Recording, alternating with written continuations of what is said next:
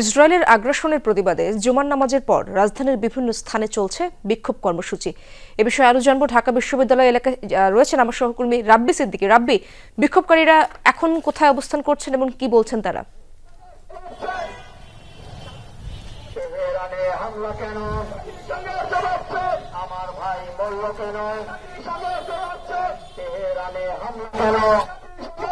ঠিক জুমার পরপরই কিন্তু এই যে ইসরায়েলি আগ্রাসন, সেই আগ্রাসনের বিরুদ্ধে মাঠে নেমেছে বাংলাদেশের মুসলিম সমাজ এবং ঢাকা বিশ্ববিদ্যালয়ের যে কেন্দ্রীয় জামে মসজিদ, সেই জামে মসজিদে নামাজ শেষে কিন্তু ঢাকা বিশ্ববিদ্যালয়ের শিক্ষার্থী, শিক্ষক, সর্বস্তরের মানুষ তারা কিন্তু একত্রিত হয়েছে এই যে ইসরায়েলি আগ্রাসন, ইরানে সেই আগ্রাসনের বিরুদ্ধে।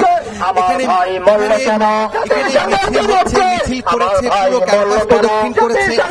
এই মিছিল থেকে বারবার বলছেন যে শিয়া এবং সুন্নি, এই সুন্নি যে বিভেদ, সেই বিভেদ এখন আর কাজ করলে ধ্বংস হবে।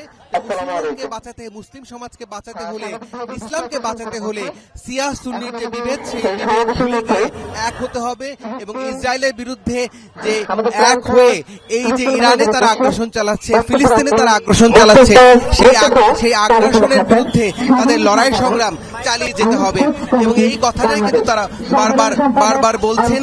এখানে যারা আছেন তাদের কাছ থেকে শুনি, আপনারা কেন আজকে আমরা দাঁড়িয়েছি? আজকে ইসরায়েলে বর্বরোচিত হামলা হচ্ছে, সেই হামলার প্রতিবাদে এবং ইরান, মিশর, ইরান, তুরস্ক, কাতার, এটা সব মিলে সারা বিশ্ব মুসলিম ঐক্য হোক, এটাই আমরা চাচ্ছি। মুসলিমদের মধ্যে তো ঐক্য নেই।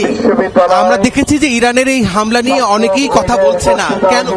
মুসলমানরা তো ঘুমিয়ে আছে, আগেও কখনো জেগে ওঠে নাই, এখনো জেগে উঠছে না, তারা জেগে উঠবে এই আশাই আমরা ব্যক্ত করছি এবং মুসলিম একটা ঐক্যের দরকার এখন, বুঝছেন? এই মুসলিম ঐক্যের জন্যই আমরা আজকে রাস্তায় নেমেছি। Thank you. ছিলেন যে ঐক্যের জন্য কিন্তু এখন তারা রাস্তায় নেমেছে এবং এই ঐক্যই পারে যে যুদ্ধ চলছে সারা বিশ্বব্যাপী, মুসলিম নিধনের যে যুদ্ধ, সেই যুদ্ধ যেন দীর্ঘস্থায়ী না হয় এবং যারা যুদ্ধে লিপ্ত হয়েছেন সেই আগ্রাসী দেশগুলো যেন সরে যায়, সে আহ্বান ছিল এই মঞ্চ থেকে। রাব্বি, ধন্যবাদ আপনাকে।